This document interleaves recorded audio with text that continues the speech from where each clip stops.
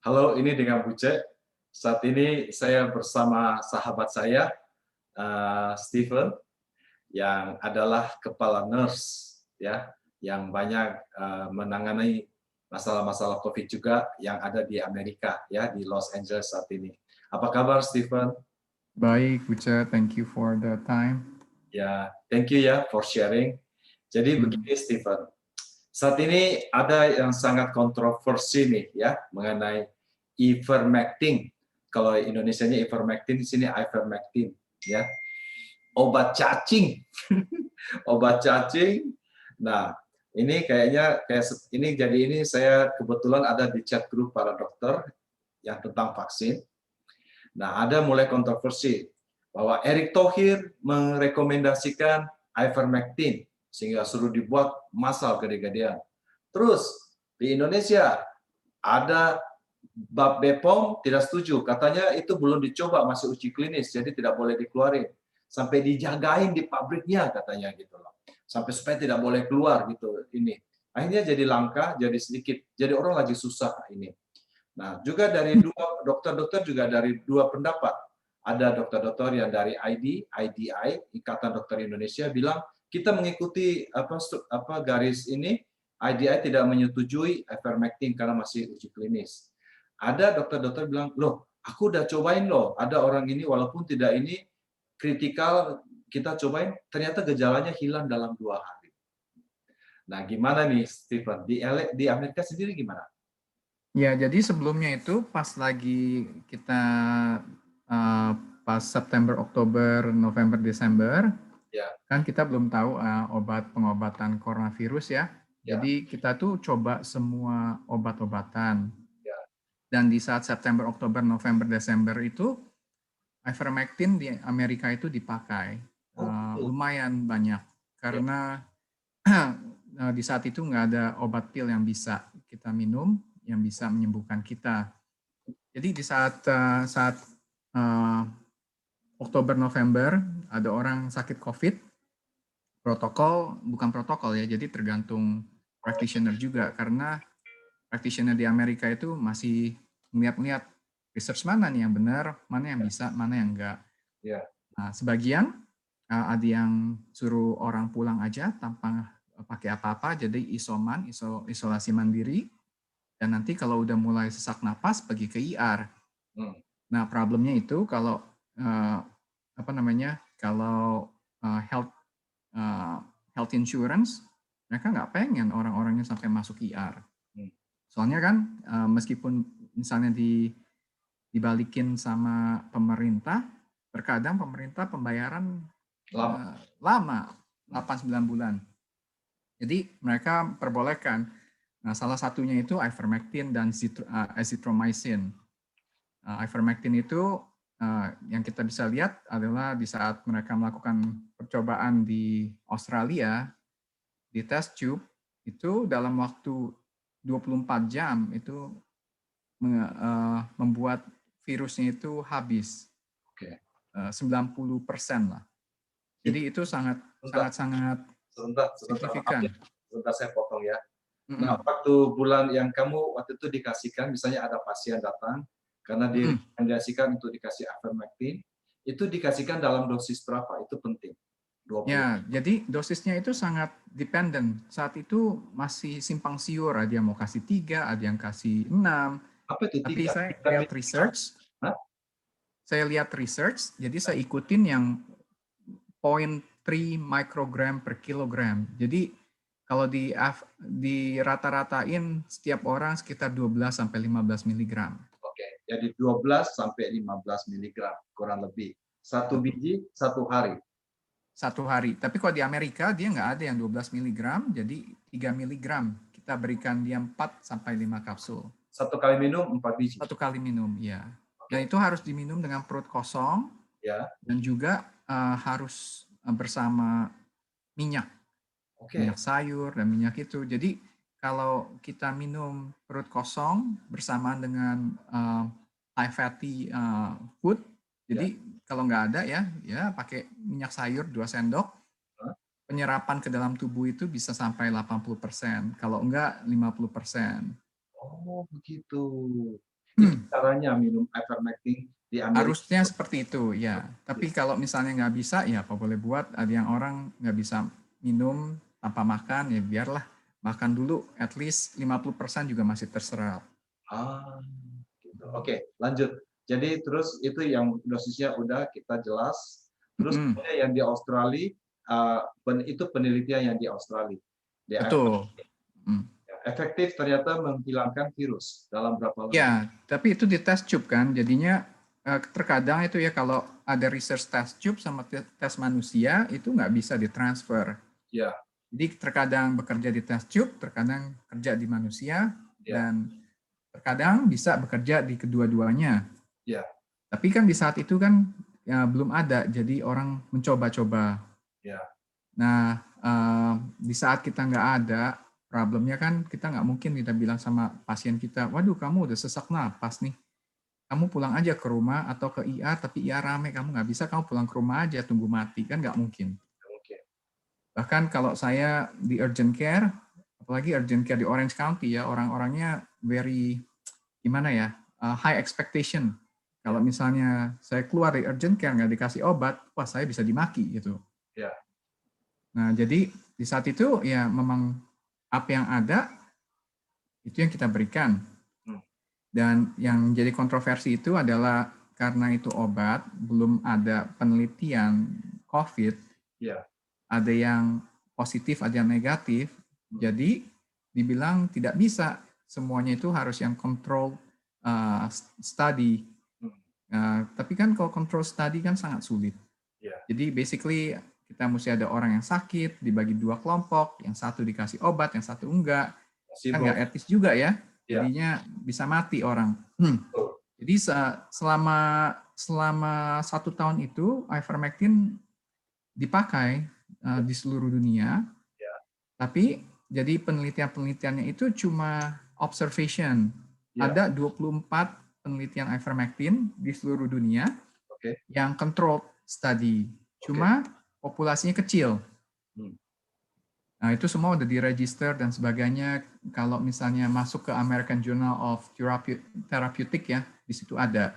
Jadi ada meta-analisisnya dari 90 research ivermectin, sekitar 80 dari 90 studinya itu positif. Meskipun nggak signifikan. Nggak signifikan tuh maksudnya nggak benar-benar, wah hebat ya. Tapi untuk suatu obat yang diteliti oleh 90 different research, 80-nya mempunyai hasil positif meskipun nggak signifikan, kan itu artinya berfungsi. Iya. Dan sulit, soalnya kalau misalnya kita mau benar-benar control study untuk ivermectin, bagaimana mungkin? Etisnya aja nggak mungkin kan? Iya. Nah, orang yang sakit COVID dibagi 2, satu dikasih obat, satu enggak. Ya, gitu. Kita jadi Tuhan Betul, menentukan. betul. Ya. Nah, ivermectin itu kalau menurut saya pribadi sebagai clinician, saya berikan untuk sekitar ada 40 orang. Dan dari 40 orang itu nggak ada satupun yang masuk rumah sakit. Termasuk papa saya dan sekarang seluruh keluarga saya yang sudah divaksin Sinovac tapi terpapar lagi oleh coronavirus. Baru 2 minggu yang lalu, nggak nyampe 2 minggu, 10 hari. Jadi saya berikan lagi, adik saya dan mama saya udah negatif, dan papa saya sudah nggak ada demam, sudah nggak ada apa-apa, sudah kembali normal. Tadinya tersengal-sengal dan juga demam tinggi. Nah, ivermectin itu sangat baik ya. Kalau ada dokter yang melihat kita punya session ini, ivermectin itu kalau kita minum itu akan ada di seluruh body tissue kita, termasuk kita punya paru-paru. Nah, di dalam tubuh kita itu, di dalam sel kita ada dua gimana ya, kayak kunci pintu lah. Namanya importin 1 sama importin 2. Nah, importin 1, importin 2 itu kalau ada virus masuk, jadi virus itu kan ada spike proteinnya. Spike proteinnya itu jadi kayak kunci untuk membuka importin 1, importin 2 untuk masuk ke dalam tubuh kita dan replikasi.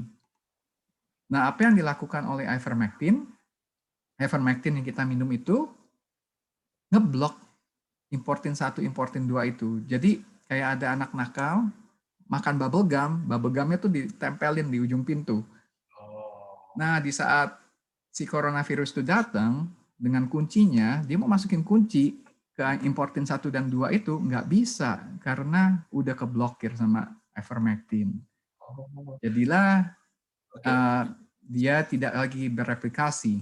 Jadi ivermectin ini bagus juga untuk pencegahan dong. Jadi bukan Betul. Jadi ada grup dokter Amerika yang keluarin sampai ke senator Amerika segala ya, bahwa ini berfungsi, namanya FLCCC. Ya. Dia yang bilang pokoknya namanya COVID Critical Care. Ya. Jadi ada websitenya covid19criticalcare.com. Ya. Itu semua dokter-dokter yang valid yang di Amerika yang menangani coronavirus dan juga yang menggunakan ivermectin di saat ada pandemik di tahun lalu itu. Dan mereka lihat semua itu berfungsi dengan baik. Mereka sudah ada juga banyak research di India, di Dominican Republic, dan di Meksiko. Mereka juga pakai ivermectin, jadi bagi nurse-nurse atau perawat-perawat dan dokter-dokter yang harus di medan perang ya, mereka berikan 12 mg ivermectin hari pertama, terus disambung, ada yang hari kedua, ada yang hari ketiga, disambung ulang, dan habis itu setiap minggunya diberikan lagi 12 mg. Nah, mereka tes dari semuanya itu, yang terkena coronavirus sangat sedikit dibandingkan dengan yang tidak diberikan ivermectin. Nah, sebentar. Kamu sendiri bagaimana? Kamu sendiri ada pakai ivermectin enggak? Ada, saya pakai. Jadi sekitar bulan Juli, papa saya tiba-tiba sakit perut berak-berak. Terus dibawa ke rumah sakit. Rumah sakit kan seperti biasa, jadi udah dikasih, terus mama saya laporin ke istri saya dengan lab-labnya buat saya cek kan. Terus saya lihat, loh COVID positif. Saya bilang, gawat ini. Udah, habis itu saya bilang sama adik saya juga udah kirim ivermectin buat papa mama saya, jadi saya bilang, oke, kamu tahu si papi ini kena coronavirus. Jadi ini yang harus kalian lakukan, berikan ivermectin, tapi saya juga sambung ivermectin, doxycycline, Citromax, and vitamin D. Itu selalu yang saya berikan di sini. Jadi saya kasih untuk papa saya, dan untuk orang serumah, saya suruh juga minum ivermectin 12 mg bersama dengan vitamin D. Nah, setelah itu 5 hari kemudian, papa saya dicek ulang negatif. Dan satu rumah di bulan Juli itu tidak ada satupun yang terpapar coronavirus meskipun papa saya itu positif coronavirus. Nah, terus di Januari, Februari, jadi papa mama saya vaksin Sinovac.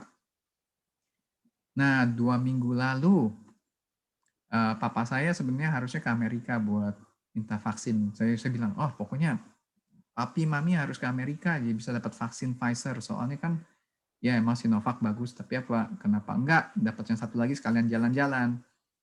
Sayangnya sebulan yang lalu itu papa saya tiba-tiba jatuh dari tangga. Terus ada pendarahan di otak, jadi tidak bisa terbang.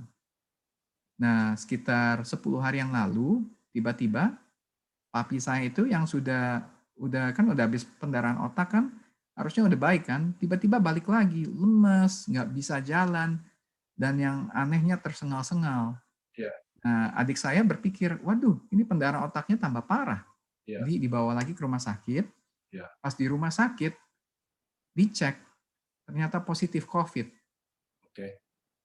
Positif COVID, lalu satu rumah dicek. Adik saya terpapar, mama saya juga terpapar. Waduh, saya pusing juga, kok udah Sinovac masih bisa. Nah, di saat itu, 2 bulan yang lalu saya udah bilang sama adik saya, karena saya lihat kan India, saya bilang, kamu hati-hati, kamu coba stok ivermectin. Ivermectinnya mereka nggak beli yang untuk manusia ya, karena mahal. Oh, Jadi saya bilang, oh nggak apa-apa, yang untuk anjing boleh juga, nggak apa-apa. Lebih baik, karena nggak tahu mungkin di Indonesia ya, jadi kalau yang namanya buat anjing mungkin haram, jadi itu banyak. Jadi dia stok yang buat anjing.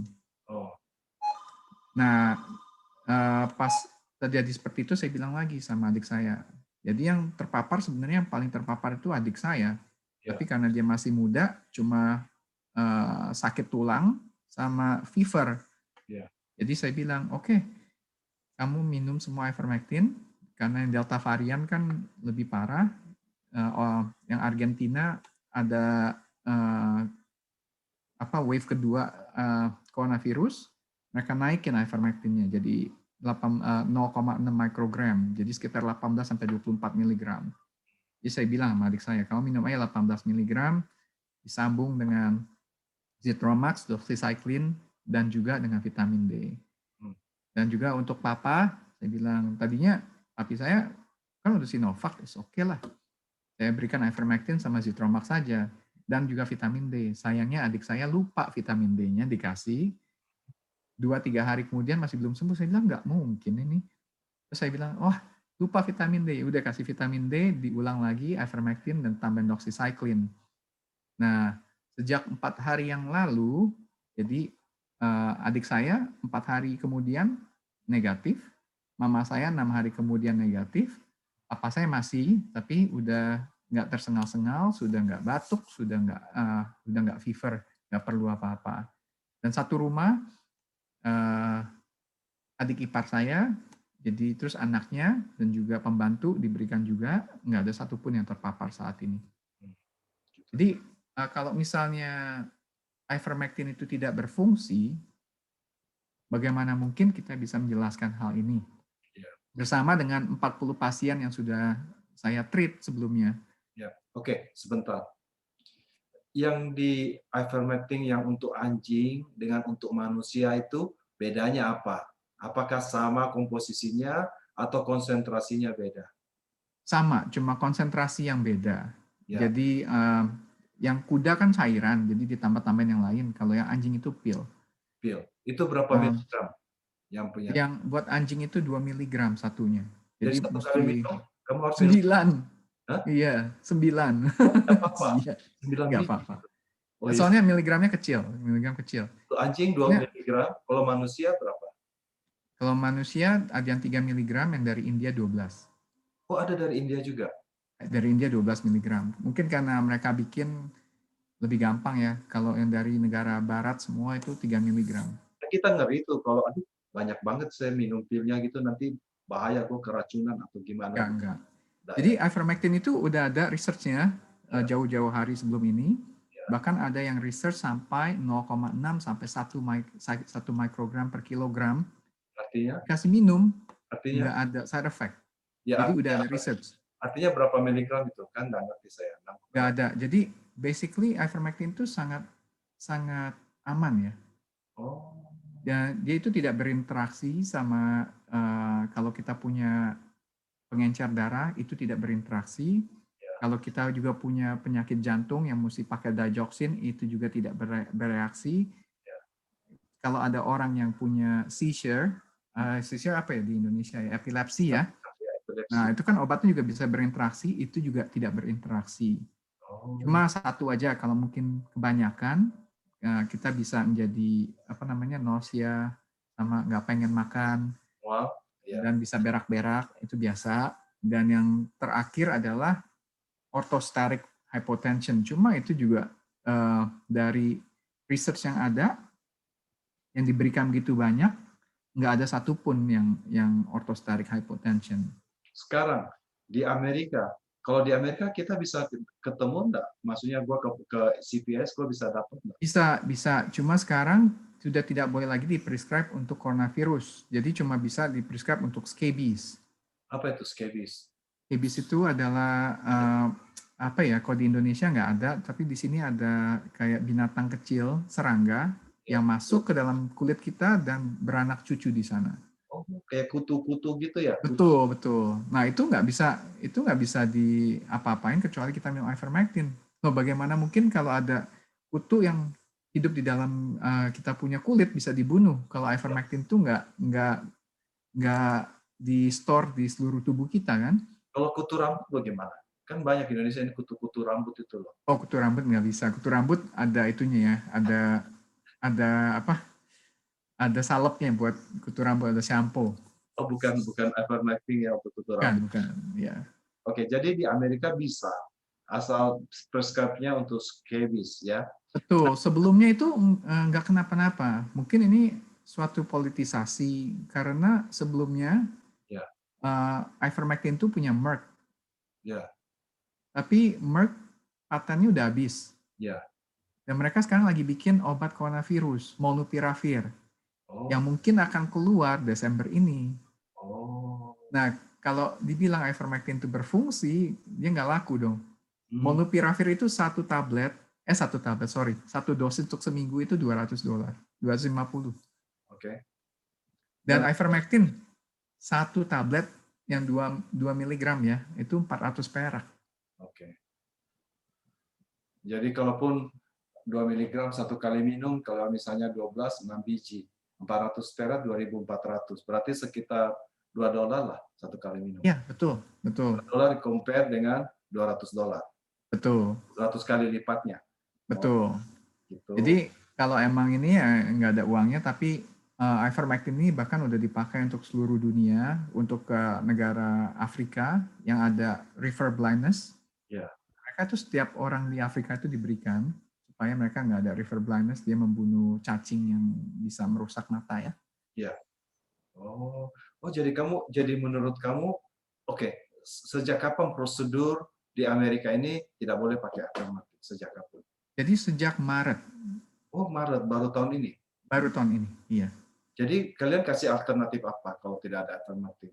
Oh sekarang ya kalau sekarang kita tetap kasih Zitromax, terus kita kalau udah dia mulai sengal-sengal kasih dexamethasone, terus kita bilang ya kalau kamu punya asuransi bagus, kalau kamu tersengal lebih lagi pergilah ke IR. Kita jadi nggak kasih apa-apa. Oh, begitu. Paling kita kasih inhaler albuterol ya supaya kalau ada apa-apa dan obat batuk yang nggak ada DM-nya. Karena itu ada research kalau kamu minum obat batuk yang ada DM bisa lebih parah. Hmm. Jadi virus bisa bereplikasi lebih cepat. Jadi biasanya kita kasih aja Phenergan biasa. Bukannya kita di Amerika ini harusnya lebih canggih, ada obat virusnya apa gitu. Saya expecting Ada kalau kita di sini ya, remdesivir kan di Amerika remdesivir. ya. Terus enggak dikasih.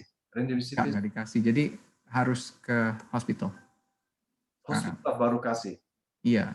Paling kalau kita sekarang ada orang yang benar-benar mau ya, wah saya nggak mau pulang tanpa obat, kasih Zitromax. Citromax. Apa sih Ya. Citromax tuh? Berapa miligram? Azithromycin, iya, buat 3 hari doang. Itu berapa miligram? Itu 500 miligram, 1 kali sehari untuk 3 hari. 1 hari sekali untuk 3 hari. Jadi 3 tablet ya. Iya, Ya, sekarang itu sudah susah ya. Kalau lagi dari September sampai Desember, everything that you want to give is okay. Sekarang regulasinya udah mulai ketat dan misalnya ada research ini, research itu, jadi diikutin. Saya nggak tahu, tapi kemungkinan besar itu ya mungkin politisasi. Oh, jadi menurut kamu ya, jadi bukan mungkin itu apa enggak valid. Menurut kamu apa itunya apa itromesin itu apa namanya? Apa Azithromycin, ya? itu tidak itu dilarang oleh gara-gara kemungkinan Enggak, azithromycin masih boleh diberikan. Ivermectin yang nggak boleh, ya. ivermectin yang tidak boleh ya. Iya, betul. Dia cuma boleh kalau buat research purpose. Kalau enggak, kalau udah di hospital. Kalau di hospital boleh? Boleh. Kan dokternya yang itu kan. Jadi kalau di rumah perawatan diri sendiri mandiri tidak boleh? Nggak boleh, nggak boleh. Kalau di Indonesia bagaimana? Nah, di Indonesia kan nggak ada itunya ya. Harusnya kalau menurut saya, jadi ada 2 research terbaru nih ya. Ya. Yang satu dari India, Goa. Ya. Yang di saat lagi kemarin ini, sebulan yang lalu, begitu melonjak. Jadi Uttar Pradesh sama Goa, mereka lepas ivermectin mereka. Ya. Jadi seluruh populasi diberikan 12 mg ivermectin, meskipun WHO bilang tidak. Ya. Jadi pemerintahnya itu yang dari Goa dan Uttar Pradesh nggak peduli, dia berikan semua.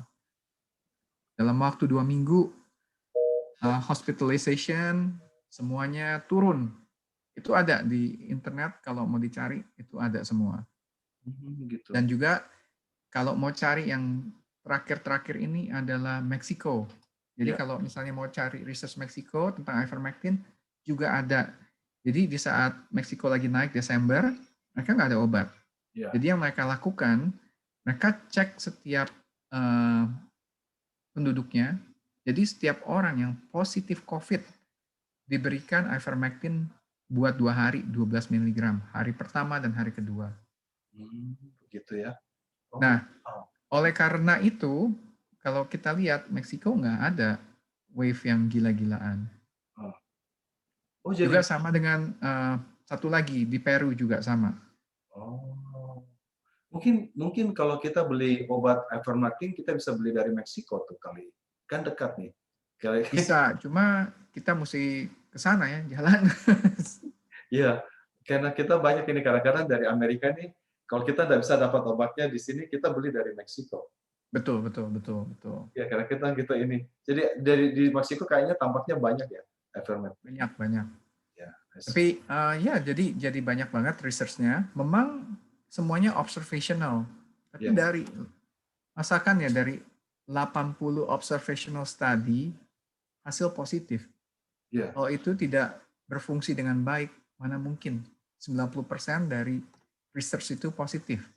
Iya. Saya juga saya juga lihat ini di pembicaraan dari dokter-dokter yang di kelompok vaksin WA ini. Ada yang satu berkeras, pokoknya gua harus ikut Ikatan Dokter Indonesia yang mengeluarkan guideline tidak boleh karena masih dalam research. Ada yang pokoknya gue juga ikut, atau BPOM. BPOM kan tidak mengizinkan, jadi gue tidak mau kasih.